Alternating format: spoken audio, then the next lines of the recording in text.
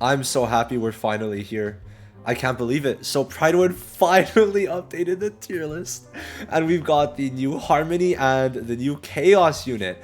And we're gonna be basically going over everything. So big shoutouts, by the way, to Pridewin and also Ali Conley, because he made the tier list. Well, Wizards JP, I guess, technically, because it was all of us. I'm in Wizards too, but mainly Ali, right? The GOAT. I don't know if...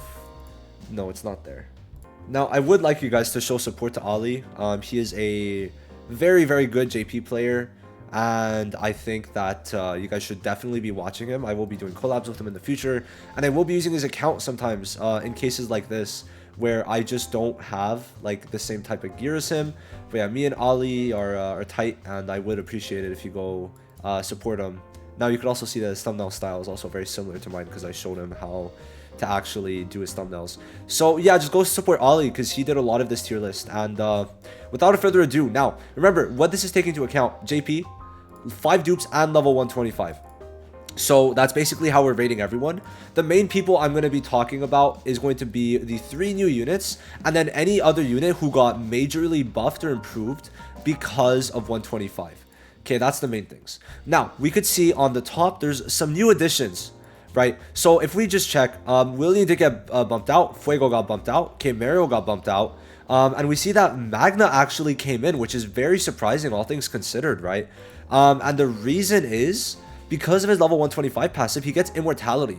And having immortality, I literally said this in like season 5 or 6. Sorry, season 6. He came out in season 6 on JP. Like, yo, if he had immortality, this guy would be insane. Or not even, sorry, when it came out on Global, or near Global's release, I was like, yo, I mean, you know, it would be pretty crazy if he had immortality. And guess what? They actually gave him immortality now. So 125, not only is he going to be more tanky because he gets an extra 40,000 HP, right? It's a lot of HP. He's going to be able to basically tank 1 turn. And remember, he cannot be stunned, okay? At, where is it? At dupe 5, he has stun block, so no matter what, he can't be stunned, which is why Magna's so good. His damage is incredible, especially with Gray, which we're going to talk about. Now, Real does keep his place. On mono red, he works extremely well, and he can be ran off mono red, so I would say he's actually very good, okay? Not much to say there. We know Asta's already there. We know Charlotte's already there. Now, some people might be surprised with Mimosa, but there's multiple reasons. First of all, the SP she gives everyone is insane. Okay, just dupe 2 is great, but then she heals everyone by 15% of her own max HP every turn, which could start being like 30, 40k, 50k now because of how high level 125 actually puts the HP. Right, she gets an extra 20k here above other levels. It's just insane, right? So it makes sense. Now, Yuno still keeps a spot. Okay, Yuno is still very good with Valkyrie Noel. It is one of the top meta teams right now, and I mean, he's great, right? He's great, amazing to silence. That silence is super strong right now, and just he's gonna be good for a long time. Now, for blue units, there, if we check, like, there's really just not many people, right? That is the problem, right? There's just not. So Ghost is the only one, and DLT block is very strong in a meta where there's so many DLTs possible. Magna, Burn, Mario, right? You've also now got the Witch Queen DLTs being stackable with Gray, so, and just stackable in general. So all that stuff kind of makes it so Ghost is really good. Plus, he gives all attack buff, which actually helps a lot in this meta. To be able to kill single target for like Noel, Zora, or Yuno, right? Ghost is actually quite good. His damage reduction is also very nice, and he's just a fucking W unit. I don't know what else to tell you. Ghost is very good because of his DLT block. Now then, Gray. I kind of skimmed through the other units, obviously, but Gray is not loading for some reason. Oh, it's... Alright, I don't know what's going on there. Alright, perfect. So Gray's just insane. She gets SP +1 at the start of every turn, so her ult giving damage reduction, it just always happens. Now, the main thing with this ult is that every time you're hit, it changes. But what it also changes is the turns. Every time you're hit, it resets the turn count, meaning it's going to go from 45% damage reduction to increased damage dealt, back to damage reduction, resetting the turns. And she's going to give herself 30% mobility on this, which lets her get her skill 2 off quicker, which could give up to a 80% defense increase to everyone once their HP is below 100%, with defense pen, with DLT immunity, vitality, all very good. And then her combo being very good for Black Asta, giving increased defense, and then this being very good for Witch Queen, being able to, you could literally solo with just Witch Queen and Grey alive, because Grey also heals herself with her skill page, okay, and she's pretty much impossible to kill, okay, especially because of how many turns she gets, being able to get a bunch of stacks in and help Witch Queen basically increase the DLTs by 1 here. So basically you add an extra count of every DLT already applied when it's her turn on a mono red, mono green, or mono blue team, while like besides her, right, you don't get the mono buffs, but because of everything she gives, she's worth getting rid of the other mono buffs, right? It's worth not having Black Asta's immortality for Grey. She is that good. Okay, and even with Noel, she could work. Okay, she is really just a universal support, but works so well on mono red. Now, Noel, we already know, amazing damage, being able to get 40% up to 160% increased damage per spear buff, which is every time she gets hit when she's the only defender. So it makes for a fun play. Same way as Zora also kind of makes for a like breaking the mold type of play. Her ult is basically almost always a guaranteed kill because barrier removal plus 300% damage increase on a 210% ultimate.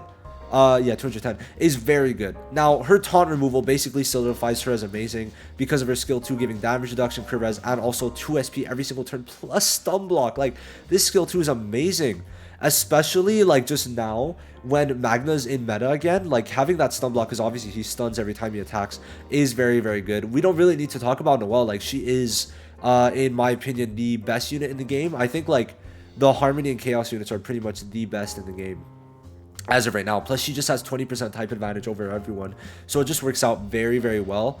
You don't really see this immortality removal, but when it does work, it works well. But her being able to go first every time she's the only defender in her team is you know, it's peak. It is definitely peak. Okay, so Noel is very good. Okay, amazing tank, very good at tanking even while being a magic attack unit. Good damage reduction, able to give herself 40% damage reduction for 1 turn, can't be taunted, can remove barriers, and do insane damage. Now we got Zora, and yeah, this guy's insane. Okay, I'm honestly interested to see where his stats lie, because you know, obviously I haven't really checked, but 12k is like on the lower side, all things considered. Yeah, it's pretty low. It is honestly really low, but he makes up for it just in damage. Now, also he has higher defense, which is good because he does need more tankiness. So overall, that does make sense to me. Yeah, that does make sense. He is basically going to be there to just take care of the light units, okay? He does increase favor damage on all his attacks, and this highest ultimate percentage in the game, even if it's only by, I think, 20%, it's still something, right? It is still for sure something. And he also gets 50% increased favor damage. So against Noel, he is doing like nuclear levels of damage, but then his skill 2 gives himself invulnerability, and then also he has invulnerability if if every ally is different attributes. So if you're a rainbow team, you get invulnerability and taunt immunity. Now, why the taunt immunity is good is because he says single target DPS that does very good damage, and then his skill 1 just casually gives him 7 SP. So I don't know, like the damage he does, being able to tank, not be targeted by Noel, Yuno, or Zora is insane. The only thing that could technically hit you is Yuno's skill 2 from the actual DPSs right now. Then you also got to consider Magna is single target too, okay? So it's like there's almost nothing that could really hit him in those turns, right? So it's very nice, very, very nice. But this, I'm telling you, almost always kills. Now this counterattack is very good with Noel, which is amazing, right? The main reason why it's good with Noel is because of the fact that Noel, whenever she attacks, when she has the spear buff active, if she has her skill page, she's able to taunt 2 random people every time she attacks, including counter. So you could literally like counter like twice, which by the way, the counter with Noel does a lot of damage already. And then also you're getting the taunts every time. So it's very good. It's good. It's amazing. Boom, boom, boom. And then as a last ditch unit, you get a 120% damage increase if you're the only one alive, which does happen against mono red cleave teams. You've seen it happen before. And the first time I showcased it, he was not solo. Sorry, he didn't have Duke 5, so he couldn't show his solo potential. But still, he could get up to technically 60%, 180% damage increase. If there's 3 dead allies and 3 dead enemies, you get 180% damage increase. On top of if the last one's alive is Noel, that's a 50% damage increase on top of already being at 265. So yeah, Zora is very good. He's very tanky too, 50%, sorry, 50k HP is a lot of HP, all right? It basically makes him almost unkillable. Like, I've actually tanked hits with it, obviously. Once you're 125, like, you know, Zora, Magna could start tanking hits, which is very good. Now we move down, and I could start going quicker. So Federal still has his cleave potential, so it's very hard to get rid of no matter what. Especially as we enter a new, like, tanking meta. Now I'm interested to see if they do anything special, but yeah, they just get less stats, essentially. It's still good. It's still very good, right? There's not much to say. Now, Fuego does lose potential, but he could still be used, but does lose potential. Now, Witch Queen, I could almost bump her up to S+, but I feel like S is fair, because the main reason why Witch Queen works is because of Gray, but just because of that, I feel like under my criteria, I'd bump her up to S+. Great with Asta, amazing with Gray. Now, to be fair, it's really the only team, but because just she gets a bunch of extra heals, because obviously 30k HP, she's gonna be very, very good to heal and also do damage now, because you could stack DLTs up to 3 times every single one, right? Now Mario gets bumped down, which makes sense, right? You gotta understand, Mario just doesn't really have it anymore with 2 DLT blockers, Gray and Ghost being there. It's just not as good, right, at all. And Mario just isn't needed, especially because, like, what team are you gonna really use her on? Mono Green works, but that's why she's an S, right? She would be an A if not, right? Now, real amazing cleave unit, very good and actually viable right now with Black Asta, because you could do an easy cleave team, especially because Gray gives level 4 defense increase on the combo, allowing you to just rip everyone apart, especially because you have a 70% chance to remove 2 buffs and then increase incapacitate, which is why Real's so good. And then Vanessa still has her ability to be used with either Mario, not really though, but mainly Valkyrie Noel, and her invulnerability is still pretty good, right? But it's mainly Valkyrie Noel where she's able to just boost, and it works out very, very well. Now, for blue units, I kind of lagged there. Lotus, insane, right? On the cusp of being S+ again, because that buff removal, just having, what is it, 50%, 70%, a 60% chance to remove all buffs is insane. You remove that on 2 people and it basically wins you the game, because removing all buffs is just a free win, essentially. And William basically got stonks because of Zora. Because increased attack, you are actually going to be building Zora with attack. And we're at that point where now, yeah, you're going to basically be optimally building everyone. And I'm personally building my attack set, plus the mobility, and still having this damage reduction while being the 2nd quickest unit in the game, technically. Well, yeah, besides Zora on Mono Blue, but still just a very good unit. Unfortunately, a gear unit, which means he loses out on stats, but still he has 40k HP here, so very good. Now, Yami actually gets insane stonks, because he gets 20% mobility at the start of a battle, which is the red Uno buff on Mono Red, but this is just unrestricted. So he could use his silence, SP -4, stopping combo and ult right away. So he actually is, very practical now. And then obviously he's going to be able to get a bunch of SP increase and then remove his own debuffs and do pretty decent damage. But the main thing is that he's going to be able to get a bunch of SP and spam his ult too. Because if you look at it, if obviously skill page maxed is a bit much, but then you can get 1 SP increase up to 40% chance every time you're attacking, which includes counter, which you could use with Blue William. But it's mainly just being able, in my opinion, to get that silence right away. But it's just Red Uno still has the extra usability, in my opinion, on Mono Red only, so there is that. But Yami's everywhere, it's universal no matter what, right? So that's crazy. And Zora's still very good, right? He does also get a pretty nice passive, all things considered, because he actually gets SP -1 when he's hit, just outright. So that means if he has reflection, he's lowering their SP by 2, plus he's more tanky, and the reflection becomes more annoying because one-tapping people is a lot harder than it was. So that's why invulnerability from Zora and is very good, right? That's the main reason why. Now we start getting into the lower tiers, and I'm going to talk about the highlight units and units that kind of got way better. So Asta, okay, wait, let me close some tabs. We're going to go in order for this.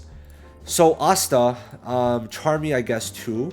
We could say Green Yami especially, Mimosa, Julius, Kiato, oh my god, Kiato. And that's basically the main ones I want to talk about. So Asta is insane now. He gets an extra turn when using his skill 2, but he already gets an extra turn for just hitting someone above 80% HP. So you use the ult and you're getting 3 turns no matter what. You ult, skill 2, and get an extra turn to skill 1. And then if you're killed, right, you can get another turn. Sorry, no, that's if you're with Charlotte. I don't know what I'm saying, but oh yeah, my bad. It's basically the mobility that's gonna let you go even quicker. And if there is the mark from Red Charlotte, which could for sure do a gimmick team, Asta could. I think Ollie told me like Asta did like 20 runs in a row, 20 rounds. Like getting that extra skill, extra turn from the skill 2 is really strong because of the fact that what you could also do is skill 2 into alt. Now, why is this important? Because the skill 2 gives him attack increase. That is a 55% attack increase, basically increasing his damage by 2, okay? Giving him the extra mobility, already getting the extra turn, and then being able to just get extra mobility and just start attacking way quicker. So he's just very good. Plus 109 DPS. So this is one of the units I do actually want to showcase if I could get to it. So that's the first one. Now, Charmy, why exactly? Just because she's tankier now. With immortality and being able to heal herself with the skill page, she is going to be very good for that reason. Now, Yami became a fucking demon now. Okay, 40k HP, being tankier now, and remember, he gets barriers every time it's his turn. And if you build him with attack, this guy is going to be so annoying. Main reason is because also he gets 30% damage reduction if his SP is equal to 8, right? But the main thing is that when you use an alt, the skill 1 stacks don't reset, right? So that's a huge thing, okay? Honestly, the alt doesn't always feel worth it to me, just because losing the alt also means losing what's it called, losing your damage reduction and also the barrier every single turn. But as a last resort and like just for damage sake, it could definitely be good. Now, this honestly aged very well with Valkyrie Noel, so this is honestly going to be very good to nuke. But just keeping your stacks, all your extra stacks of up to 4 is really nice, because then you could alt and skill 1 and then you get the speed increase. So he is looking a lot better in terms of just being quite safe to use, very safe to use. All right, so yeah, because he's more tanky just in general, having more HP and all that, more stats, very good. Now Mimosa has taunt immunity, which allows her to always use her skill 2 and alt. Okay, no matter what, you just can't be stopped, and that's a big W. Plus level 5 attack increase is starting to see value. Reason being, Black Divider should be the next fest, and then we've also got Zora now being an attack unit, and then the next unit, Kiato, okay, having a comeback, okay, damage-wise, amazing, actually amazing. All right, it's very surprising, but Kiato does do very good damage. Having that guaranteed crit when you have 2 or more buffs basically means you build him full crit damage, and this guy goes fucking bonkers, right? And then for each buff, 10% crit rate means you are safe. You have what? Already 15%. You get him to like, I don't know, 50%, 60%, then you put like 200-300% crit damage because you could go that high, right? And you're basically always getting crits, right? So that's like the main thing. His damage just aged very well, plus now he is more tanky. I've actually seen Kiato do a lot of damage. Now Julius, why is he looking good? Well, he gets 50k HP and 1000 defense. What does that mean? Well, that means he's tankier and he has 2 lives. And then his mobility reduction is still pretty good. Okay, it's not as good as Green Unos because he gets a guaranteed skill 2 silence. But this becomes so toxic if you actually get it. Plus it's AoE. So it's very good for that. Being able to reduce guaranteed enemies' mobility to 0 is nice. But his damage has shown its age.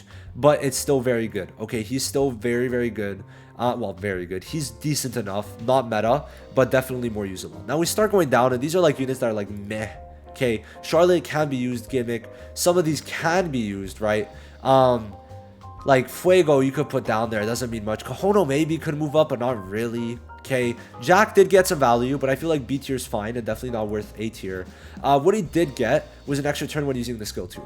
Now, if he's max dupe, very good. But the problem is the alt, basically, max dupe, you get 2 miscalculation stacks. If you get to start with the skill 2 into the alt, that's amazing, right? And that's basically what it allows you to do. Start with 3 stacks, essentially. You skill 2, get your last stack, get increased pen and accuracy, then have the additional 500% increased damage from the last hit. The problem is, you could hit the wrong person and this becomes pointless, right? So yes, it is pretty good. And I am saying maybe A tier is warranted, but it's nothing like insane because this could be random. Can it be good? Sure. Can it be bad? Yes. That's my main point. Now, he can actually attack very quick for the main reason that he gets 20% stamina, mobility, same thing when he's attacked. So keep that in mind. And besides that, like, Charmy's good HP, but it's like Witch Queen, Mimosa are just better, right? Very easy to get to like taunt Charmy. Now, Noel, it's hard to see, but it's unfortunate.